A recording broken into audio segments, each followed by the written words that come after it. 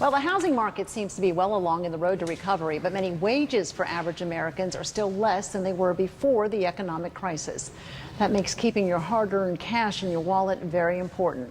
Here with some year-end tax tips. Yes, it's that time of the year already. Time for tax tips to help you keep some money in your wallet. So who's here to help us? Shari Olefson with all the answers.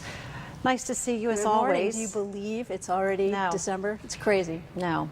Aren't taxes, though, one of those things at this time of year, it's just an unavoidable fact of life? They are, of course, but for homeowners in particular, because the government wants to encourage home ownership, there are actually some special opportunities that we should all be taking advantage of.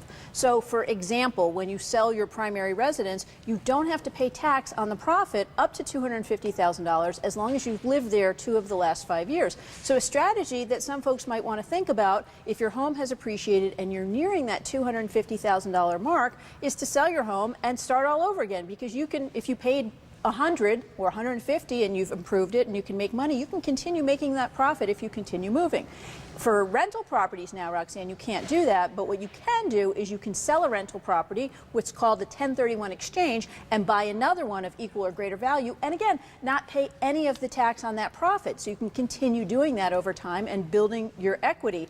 Last, if you don't want to buy another rental property, you can use what's called an installment sale, where the buyer pays you the profit in installments over time, and that way you don't have to pay the tax on the full profit. You just pay the tax on little pieces of it as you get paid. Oh, okay. All right. Now, what about writing off some of your expenses? What can you write off, and how do you do it? Right, and again, that's the second part of the tax avoidance or tax deferment equation, and real estate has some special opportunities. So if you bought a home this year, or like a lot of folks, Roxanne, interest rates were so low, if you refinanced, a lot of those closing costs are write-offs. Same thing, you can write off the mortgage you pay on the interest you pay on your home mortgage.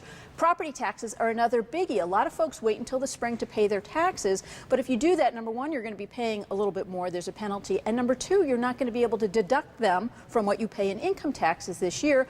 Also, the government has incentives. If you install energy-saving windows and doors, there's a $500 credit up till the end of this year. And for green improvements, so solar panels and things like that, you can actually save 30% of whatever you pay for those in taxes, and that's good till 2016. Oh, that is pretty good. Now, all right, a lot of the second homes and a lot of the rentals, what are the deals with that? Like, what kind of tax advantages can you get? Well, here in South Florida, we have a lot of those rental homes, second homes. Again, you can write off the mortgage interest. One thing you want to be careful of, though, is if you use a second home for 14 days or more than 10% of the time that you rent it, the government may consider it personal use, and you don't get the benefits of those rental write-offs. Also, you have to actively be involved in renting the property. That doesn't mean you have to clean the toilets, but you do have to set the rents and qualify the tenants. And last is something that a lot of folks aren't aware of. Remember when we had the presidential debates here? Well, if you had rented your home for that 14-day period before and after that, you can actually keep the rental income from those special events and not pay any tax on that rental income for up to 14 days. Really? Good to know. Not sure what I'm going to do with the garage, but there may be something. Where you're going to go. You need a place to go, right? Thanks so much for joining us today. We'll go back to the desk.